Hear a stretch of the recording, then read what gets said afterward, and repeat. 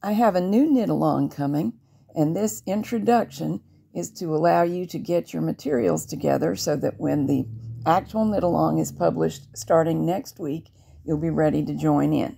We'll be knitting the Winter Woods vest in a finished chest size of 48. It can be worn with just a couple of inches of ease or several inches as on the dress form.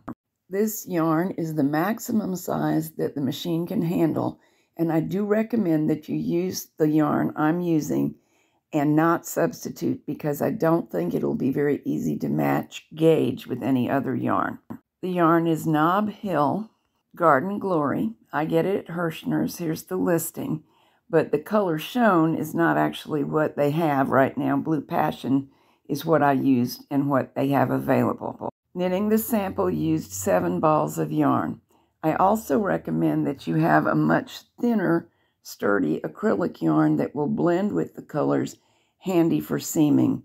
This roving yarn is just way too thick and difficult to seam with. You'll have a better experience with a sturdy fingering yarn. Any bulky machine may be used. If you have a choice between a hobby machine and a metal machine, I'd definitely use your metal machine. Only a single bed is needed. We will do all of the ribbing by hand manipulation. It's a bit too heavy for most ribbers anyway.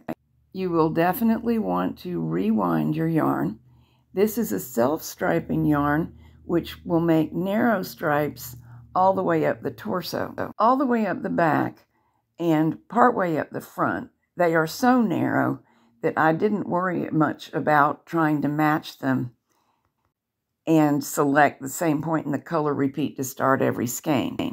But on the front, when we separate the halves of the neckline to make the V neck, of course, we're knitting narrower and narrower pieces of fabric, so the stripes get longer and longer.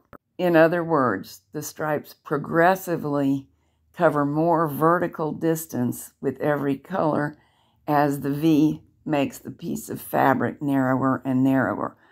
Now, to my eyes, it would be very distracting if these did not match, at least pretty well. So I did concern myself with matching these stripes, and will show you how in the video that's about the front. In order to break the project down into bite-sized pieces, we'll start by knitting the back.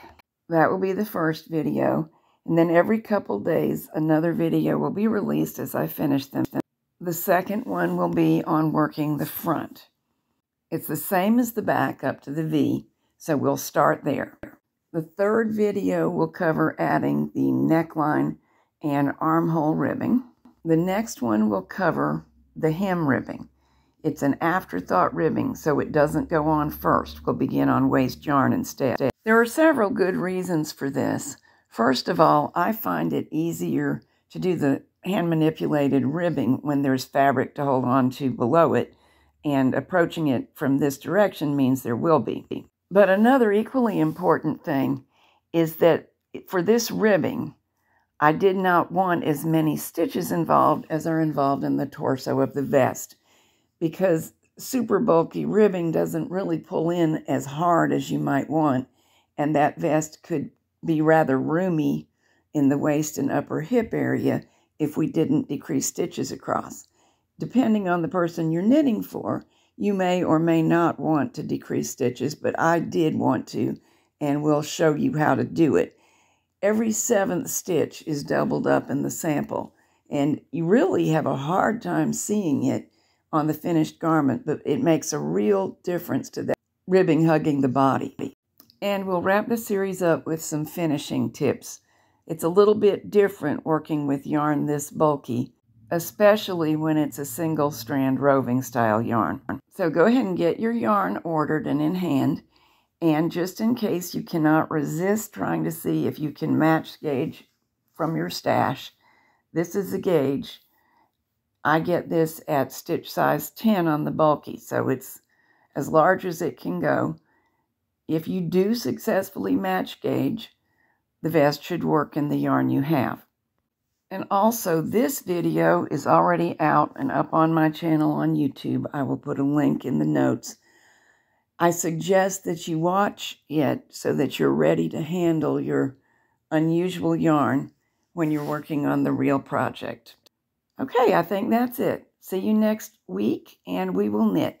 Oh, one P.S. There will eventually be a written pattern, and it will be in multiple sizes in a new book that I'm working on that I think will be called Bulky Beauties, specializing in patterns for bulky machines.